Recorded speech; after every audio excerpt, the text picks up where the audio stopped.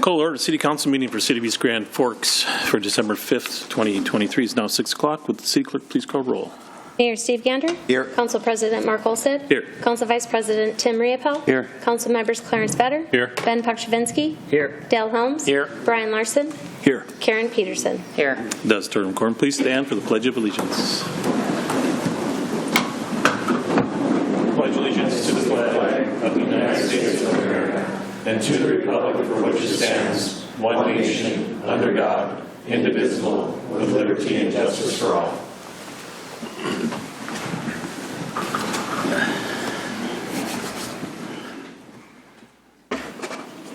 Open forum and opportunity for members of the public to address City Council on items not on the current agenda. Items requiring council action may be referred to staff, boards, and commissions for research and future council agendas if appropriate. Does anybody need to address the City Council, the items not on the current agenda? I see none. Move on to approval of minutes for November 14th work session, November 21st council meeting, and November 21st special meeting. Moved by Helms. Second. Second by Riopel. Questions or discussion? Roll call, please. Riopel. Yes. Helms. Yes. Olsted. Yes. Larson. Yes. Peterson. Yes. Vetter. Yes. Pukshavinsky. Yes. Motion is carried. Scheduled bid lettings, there is none. Scheduled public hearings. We have the truth and taxation hearing on preliminary tax levy at 11% with proposed reduction down to 5% for final levy. Is there a motion to open the public hearing? Move. Moved by Riopel. Second. Second by Vetter. All in favor say aye. Aye. Opposed, same sign. Motion is carried. The meeting is open. Ms. Anderson. Thank you, Mr. President and Council. So today, this public hearing is required by state law. It's called the Truth and Taxation Hearing. The purpose of the meeting is to review the 2024 city budget and tax levy. We set the preliminary levy at 11%, but our assumption right now is that we are looking to get it down to tax is at a 10% levy, but it has not been decided yet.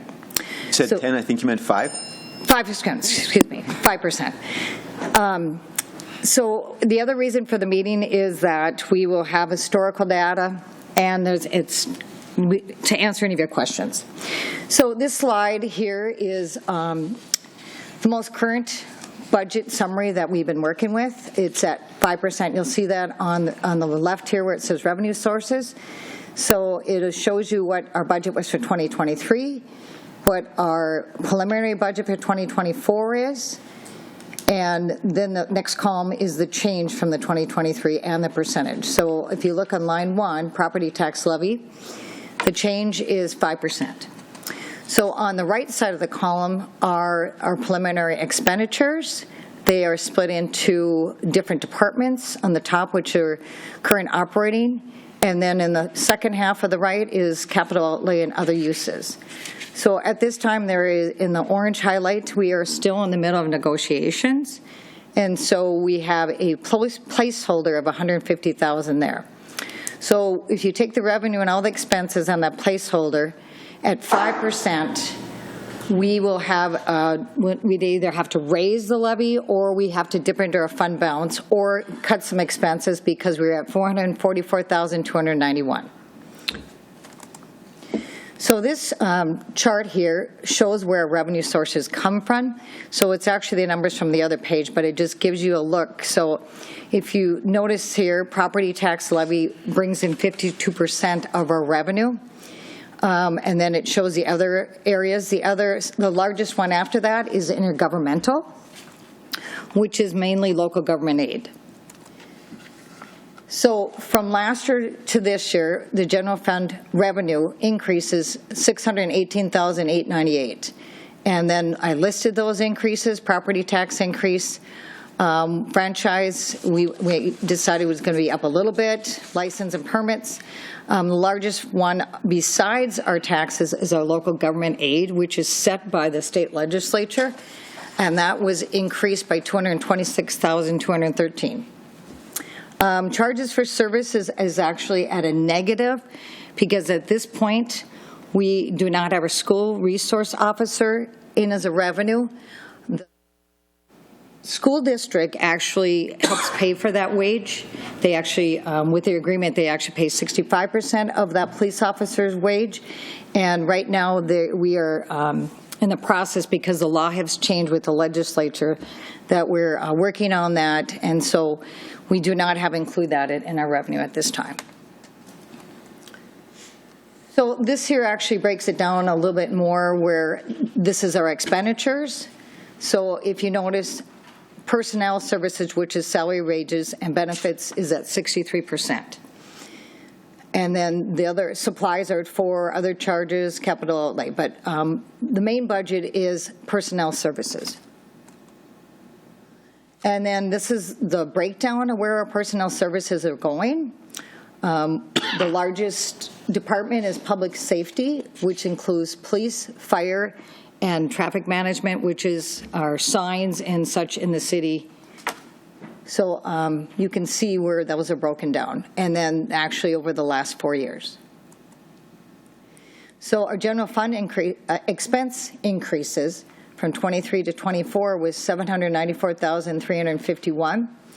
That does not have the placeholder of 150 in there because we didn't know exactly what it is. But personnel, you can see, is the largest of that. Other highlighted items I put on there is that the transfer is out. This includes $90,000 worth of debt and $100,000 of sick leave contribution. So the city has a rule in place, a policy in place, that if you were hired before a certain time, you can get reimbursed for your accumulated sick leave and vacation. So there is a fund set for that. So if you had 5 people retire in 1 year, it wouldn't kill your general fund budget. So there is a fund specifically for that. So why property taxes vary from year to year? So probably the biggest variable is the property value, and this determines what your taxes are payable, so what the value of your home is. And the county assessor actually determines this value. The city does not, and it's based on sales in your neighborhood. So your home may go up in value because your neighbor sold their house. There also on your tax payment statement are special assessments, which could be streets, water, and sewer, and those are added to your tax statement. And then also on the tax statement, there is included in the tax levy is the county, the city, the school district, and there's a few other special tax districts, Northwest Regional Development Center, ambulance service, and the watershed, Red Lake Watershed District. So I know you probably can't see the screen, but you can always go on our website because this is all on there. And what we do every year is we take 5 different homes in different property value areas just to kind of see how it affects people's home and what the tax increase would affect.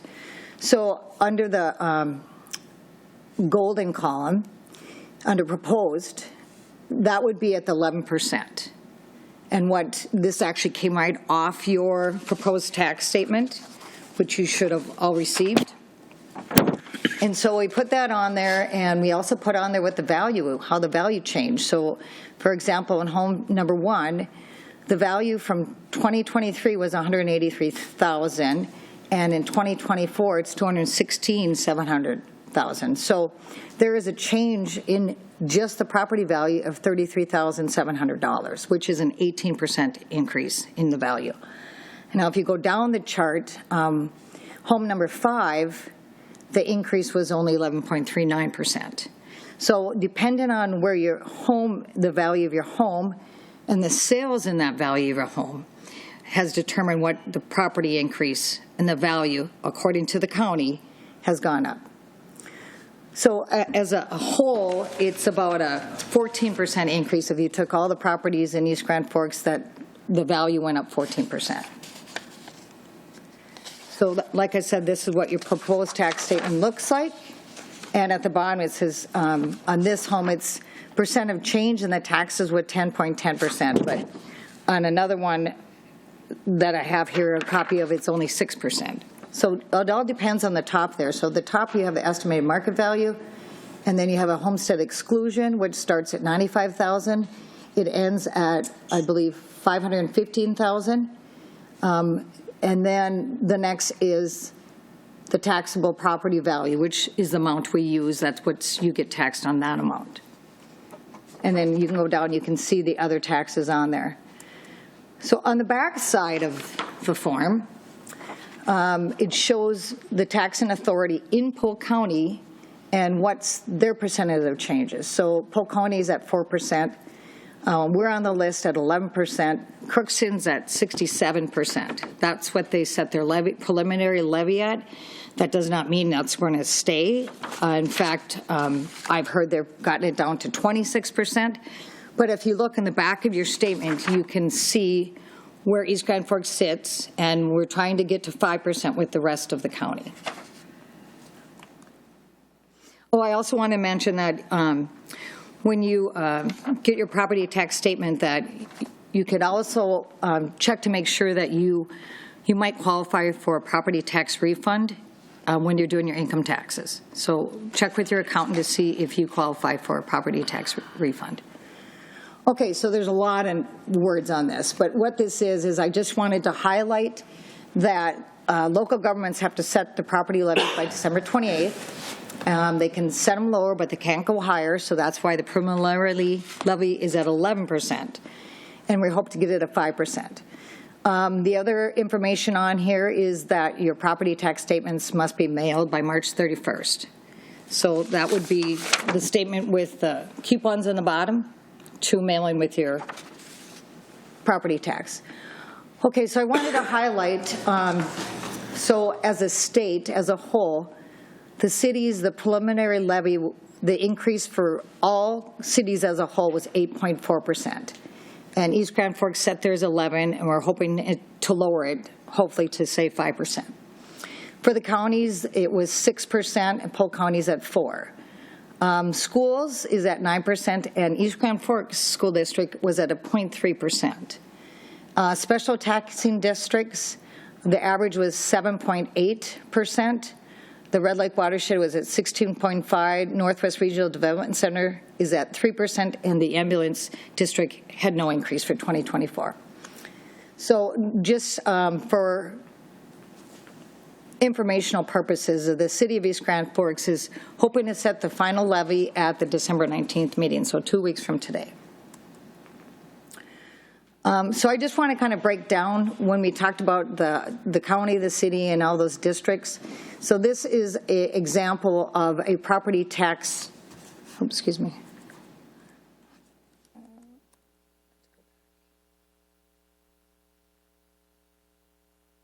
So if you look at the 2023 property tax, 12% of your taxes went to the Northwest Regional Development Center. Polk County had 27.61%, and the City of East Grand Forks was at 48%. And you'll see it adds up to 100%. Just so you have an idea of where your taxes are going by percentages.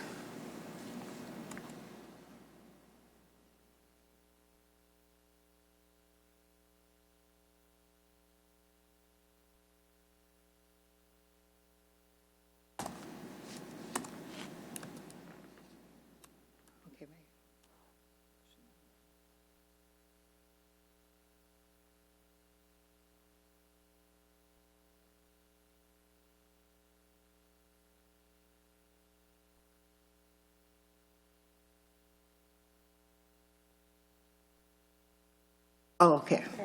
Sorry about that. There. Technical difficulties. Okay, let me just go down. Not too fast.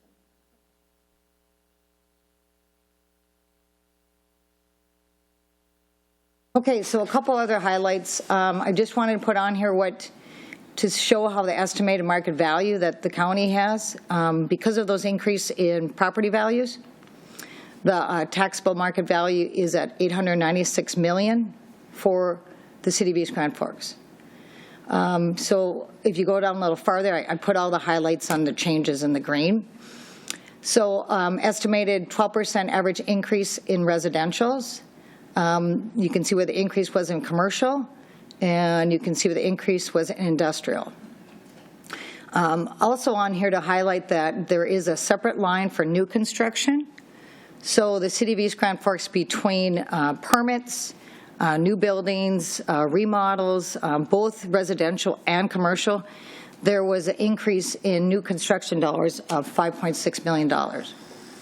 So if you go now down farther in the yellow highlights, I just thought this was really interesting that the average home value in East Grand Forks in 2023 was $287,800. In 2024, it is $323,700. So that's the increase of the average home in the City of East Grand Forks.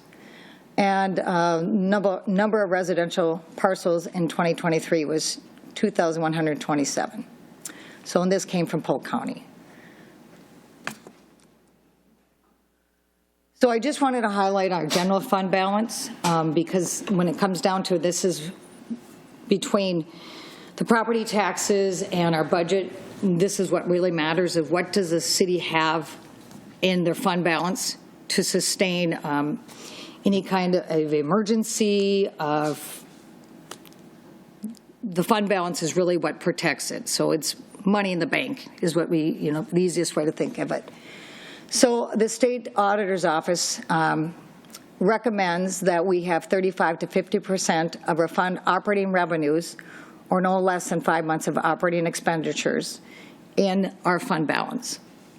And part of the reason that it's nice to even have higher than that, or towards the top, is because it looks favorable on other agencies. So current bond rating is at AA3, which when we do projects, we get a better rate of interest. So it is really beneficial to have a better bond rating. Actually, it's at the highest we can get for the size of our community, is what we've been told by Moody's. So if you go down farther on, there's a lot of numbers, but I guess the highlight on here is that in the past years, our fund balance in 2021 was at 57%, 2020 was 58%, 2019 was 57%, and with the assumption of the 5% levy, our fund balance would be at 48%. Any questions, comments by the council? Anybody have any questions from Sanderson? See none, ma'am. Thank you so much. Thank you. Going to that, entertain a motion to close the public hearing. Move. Moved by Rapel. Second. Second by Larson. All in favor, say aye. Aye. Opposed, same sign. Motion is carried. The public hearing is now closed. Move on to the consent agenda. Items under the consent agenda will be adopted with one motion. However, council members may request individual items to be pulled from the consent agenda for discussion and interaction if they choose. Would anyone want 5 or 6 pulled? If not, I'll entertain a motion of 5 and 6, please. Moved by Vetter. Second. Second by Riepel. Any questions or discussion? I see none. Roll call, please. Riepel? Yes. Helms? Yes. Olsted? Yes. Larson? Yes. Peterson? Yes. Better? Yes. Pakshavinsky? Yes. Motion is carried. Acknowledge of receipts of reports of officer boards and commissions. There is none. Communication, there is none. Move on to old business. We have a number 7, reconsider snow removal motion for October 3rd meeting. Is there a motion to reconsider? I'll make the motion to reconsider. Is there a second? Second. Mr. Jones makes a second. Before we have discussion on it, I would like to have Mr. Hutton explain to you what the yes or no vote does on this one. And then I guess if it's successful, what the next one is. Yep. Thank you, Mr. President. So the motion in front of you for reconsideration now is simply a motion to be able to ask the next question. So voting yes on this item would allow us to move to item 8, consider approval of the snow removal proposal. A vote for no on this item would be that we would not be able to ask the next question. If the motion for reconsideration is voted yes and we move to item 8 on the agenda, that question is the exact same as it was stated at the October 3rd meeting. A yes vote on that question would reaffirm the decision that was made at the October 3rd meeting, which would put snow removal responsibility along the west side of Bigland Road on the adjoining property owners. A no vote on that question would return that responsibility to city staff. Any questions on that? Mr. Helms. Number 7, if it's a no vote, where does that take it? If it's a no vote on number 7, the motion to reconsider would die, and the decision that was made at the October 3rd meeting would stand, which would leave the snow removal and the adjoining property owners' responsibility. With that said, I guess open it up for discussion. I mean, council members have any thoughts? Mr. Mayor? No, there's been a lot of talk about promises made, and are you going to keep your word, or are you going to go back on that? I should tell you that if I, as mayor, go into your neighborhood and say, we're going to do this or that, then you can't go by that, right? Because I, as mayor, can only tell you what I will do as mayor. I can't tell you how these good folks are going to vote. And not only that, I don't know how they're going to vote in 10 years when it comes up again, or 10 years after that. So please know if Mr. Hutton, Mr. Gallstead, or any one of us comes up to you and says, hey, I promise you, if you go along with this, we're going to do that. That's not a valid promise. But having said that, what I'm not comfortable with, so I can't go by an individual promise, because whoever made it, and I trust that someone made it, because we have multiple of our good citizens saying promises were made, and I don't doubt that promises were made, but they were made in a way and probably by someone who was not able to fulfill that promise 5 and 10 and 20 and 30 years later. But and again, my mind also goes, we've heard that promises were made along 5th and 20th to rehab that street. Promises were made after the flood that we have post-flood recovery dollars to fix that street. I don't know who made those promises. It wasn't me. And no one really was tasked with making those promises. So when that happens, where individuals make promises to do something and then maybe it doesn't happen, we don't have much recourse if it isn't put in writing somewhere to what the promise was and our intent to keep it. I do have a problem in this case, though, which you've also discussed, all of you neighbors have discussed, and that is, if you had known that you'd be responsible for all of that snow removal back then, you'd have fought it. And I get that. So there was no promise made, but it was kind of an implied promise of how we rolled that out. Okay, I'm not comfortable. It feels like a big bait and switch to me on behalf of the city to our residents. It feels like a bait and switch. We kind of eased you into it, you kind of let it happen, and then we turn around and change it up. That, to me, is where I have a problem with this and where I'm very thankful that these good folks are going to reconsider it. I've never been part of anything remotely resembling a bait and switch. We don't get our hook in somebody and then change the rules after the fact. We don't do that. That's silly games that we just won't play. So in that context of, we should have given you a chance. If we were going to not do snow along there, if we were going to treat the two sides differently, we should have made that clear right at the front side. So I don't put much stock in individual promises, but I do say in terms of how the process was rolled out, I like that we're reconsidering this with the possibility of going ahead and doing both sides, treating them the same. Thanks. Okay, thank you, sir. Any other council member have any? Mr. Helms. Thank you, Mr. President. I feel that no matter the outcome of this whole thing, it's not going to be right one way or the other. It's not going to be right for us. It's not going to be right for you folks. It's not going to be right for the rest of the citizens. I have another concern. On 220 North, they put that sidewalk in up there along Central Avenue up there on 220 North on both sides. That sidewalk, after about the second or third snowfall, does not get cleaned all year long because it gets so full and so heavy, as you folks are talking about with the snowplows and stuff that go by, that they don't clean it anymore. They just leave it go. So my question would be, if we're going to clean Bigland Road, why aren't we going to clean 220? Well, they quit because they can't do it anymore. Like you said, the ice and snow and everything else gets so heavy. that the Parks and Rec can't even clean it with their equipment. And then we expect you to clean with your little snow blowers. I wish whoever made this promise was sitting here today. I can tell you that, because they're the ones that should be dealing with this and not us. I'm sorry, but and I've heard too many stories like that, and I'm just afraid that it's not going to be a good outcome. So we need to figure out. We've got people along 17th Street up there that's got the same problem, and their sidewalk is right on the curb up there.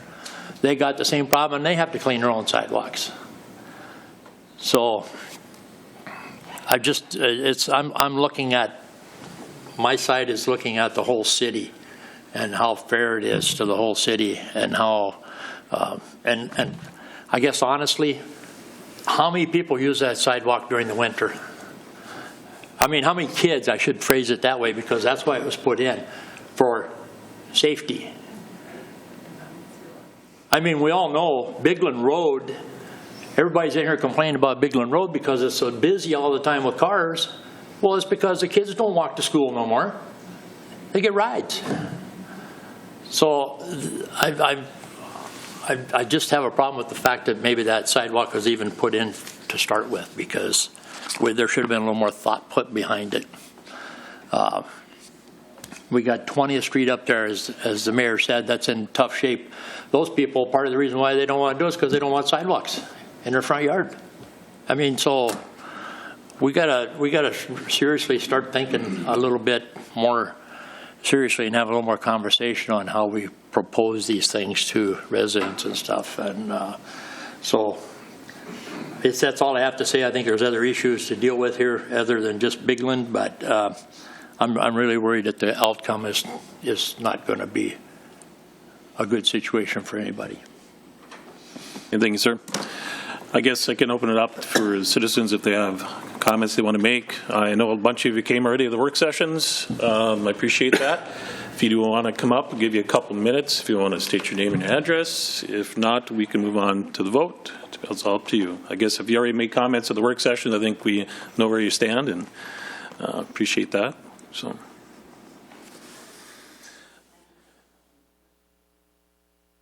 You want to come up and state your name and address, please?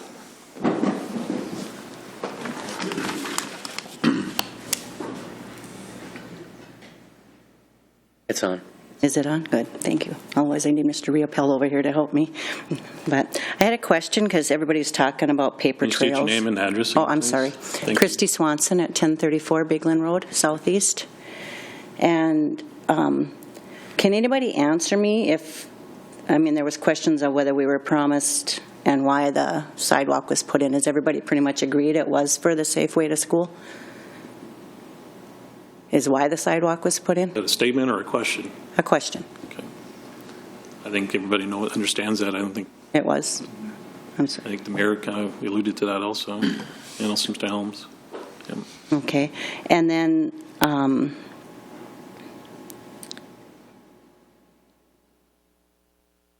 why were they cleaning the sidewalk before if there wasn't an agreement to? I mean, they've been doing it for 10 years. Why were they Good question that I to think a start lot of us with? answered, because I think when it was done, I think it was just, well, we're doing this side, we're going to do that side too. I think that's the kind of common thing that I've heard talking with people, but there's nothing in writing that we did the research on. So that's where coming down to the staff said, well, if we're doing this, we're going to do that also. And I think that's where it all kind of just kept going. So Okay. I think that's what we found out and who I've talked to. That's all I've been hearing. So The closest thing I found to it being in writing was in that 2012 letter, and I think I mentioned that in the emails I sent you. Did everybody get my emails, just out of curiosity? Okay. And in that letter, it stated that the sidewalk on the west side should be another integral piece to the safe pedestrians and bike travel on that point. And if that's the case, it should follow through with the east sides. Because as far as I can tell, or unless somebody knows otherwise, nothing else was said to overturn that. I mean, I don't think anybody knows, is there any other letters that said otherwise, saying that it wouldn't be or it wouldn't be taken care of? I mean, it pretty much said that it should follow the procedure of the other in the one statement. I do have a copy of the letter with me if anybody needs to look at. I think all our discussions we've had, and we all know there's not another letter that's out there that specifically said that we are going to remove the snow or not going to remove the snow. No. I think, we've had the discussions at work session and with staff members discussing it with them. So is there something? No, there's nothing that I'm aware of. That's just in that 2000, in that 2000. Right, I understand what you're referring to the 2012 letter. I understand that. I'm Okay. saying another letter stating, in fact. Oh, okay, there's a- sorry. Not. I misunderstood you. Yeah. And then another question, too, is even if there was no proof, since you have been doing it, and does East Grand Forks have like a grandfather-in rule by any means? I was trying to figure that out, and I have no idea. I don't know if that's something to ask Mr. Gallstead or if it's... There's no such thing as a grandfathered-in rule. Okay, thank you. I had no idea. I couldn't find it, so... Okay, I guess that's all I have left to say, but thank you so much for reconsidering. Thank you, ma'am. Appreciate it. Mr. President, may Yes, I? Nancy Ellis, would you be willing to answer a question? Sure. Could you tell, are there areas in our community where we've used Safe Route to School funding where it now is being maintained by adjacent properties?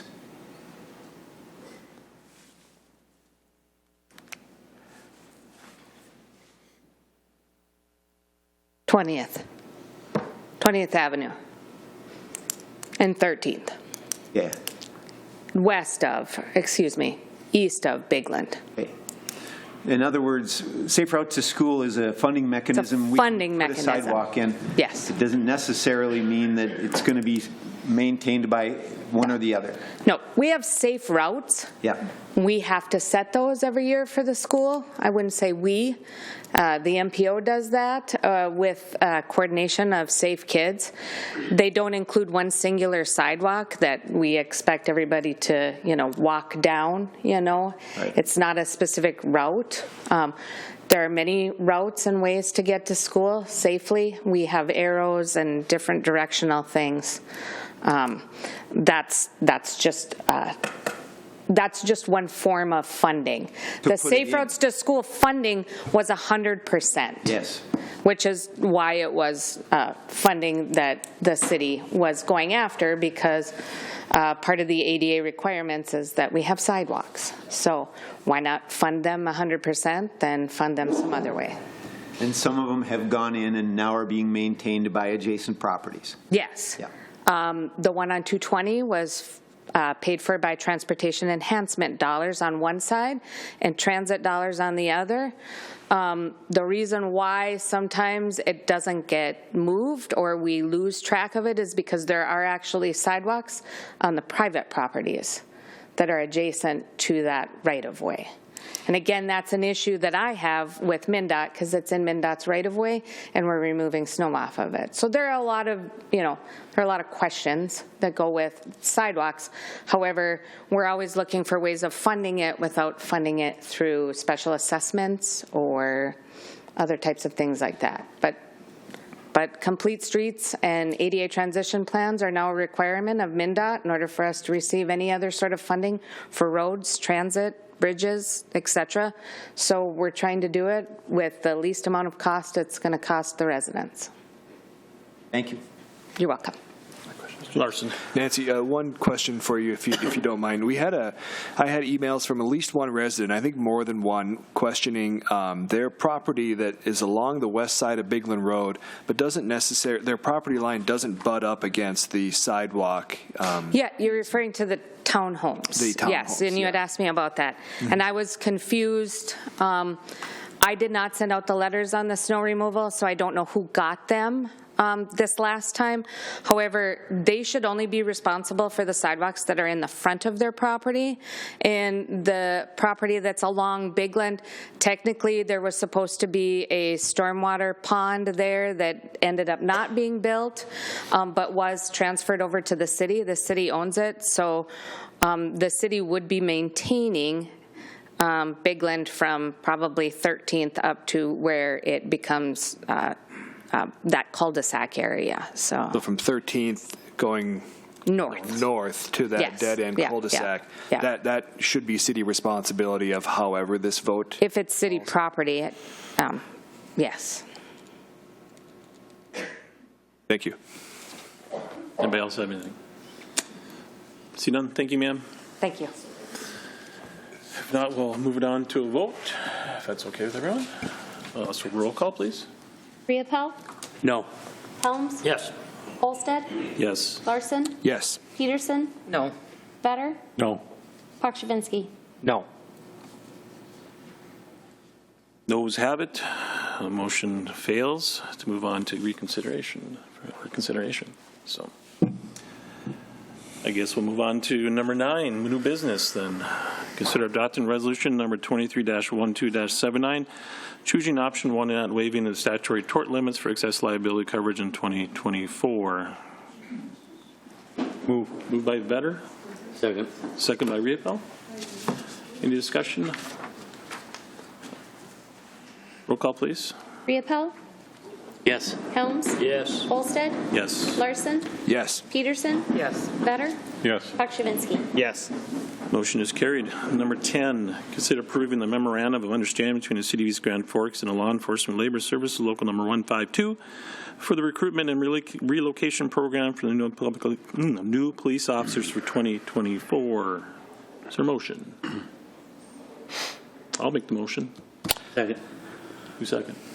Riepel second. Questions or discussion?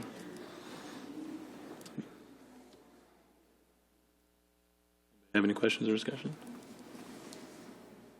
Were you going to say anything? No, I'm just waiting on you to ask for a roll okay. call. Thought maybe I said it right. No discussion? Okay, roll call, please. Riepel, Yes. Helms, Yes. Olsted, Yes. Larson, Yes. Peterson, Yes. Vetter, Yes. Pakshavinsky. Yes. Motion is carried. Move on to number 11. Consider approving the memorandum of understanding between the City of East Grand Forks and Law Enforcement Labor Services Local Number 152 for the Officer Retention Program for 2024. Is there a motion? I'll make the motion. I'll second. Second by Vetter. Questions or discussion? Mr. Riepel. This one I have a little issue with. The other one, it's been proven that it is working. This one here, I really don't see anything that proves to me that it's working in any way, shape, or form. So I'm going to vote no on this one. Anybody else have anything? I think it's working. Roll call, please. Riepel, No. Helms, Yes. Olsted, Yes. Larson, Yes. Peterson, Yes. Vetter, Yes. Pakshavinsky. Yes. Motion is carried. Claims. Consider authorizing the city administrator, clerk, treasurer to issue payment of recommended bills and payroll. Moved by Helms. Second. Second by Vetter. Questions or discussion? Roll call, please. Riepel, Yes. Helms, Yes. Olsted, Yes. Larson, Yes. Peterson, Yes. Vetter, Yes. Pakshavinsky. Yes. Motion is carried.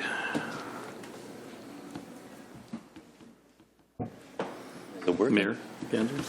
Just one thing, thank you to all our staff, department heads, every city employee, Mr. Hutton, thank you to our council members for the work that you're doing on the budget. It's not an easy thing, but it's good work that you're doing. And I think we're looking for, as we talked about earlier in the downstairs meeting, genuine ways to save now and into the future, and not just putting a Band-Aid on things, but trying to find honest and true savings, which is very difficult. And thank you to everybody that's working on that. And also a pledge to the city and to our residents that we will always be trying to find the most efficient way to do your work according to your priorities and the things that you want to have happen here. We'll take your feedback all along the way. But that's our promise to you, is to spend your money as efficiently as we can toward the things that you want. That's it. Mr. Vetter. I don't have anything, thank you. Mr. Podrowinski. Nothing, thanks. Mr. Riepel. Nothing. Mr. Helms. Just one question for Reed. That vote on number 7, does that mean it's staying the same as just going to east side and not the west side? Is that what that? Yeah. Okay. Yes, that's I just correct. wanted to verify that's what it was. Okay, thank you. That's all I got. Ms. Peterson. Nothing. Mr. Larson. I just want to say thank you to Nancy for taking some time today to explain some transit options to some residents. I really appreciate the help. Mr. Hetman. Nothing tonight. Mr. Belston. Nothing, thank you. Mr. Emery. I have nothing. Anything from the department heads? I see none. Entertain a motion to adjourn. Moved by Helms. Second by Larson. All in favor, say aye. Aye. Opposed, same sign. Motion is carried. Meeting is adjourned.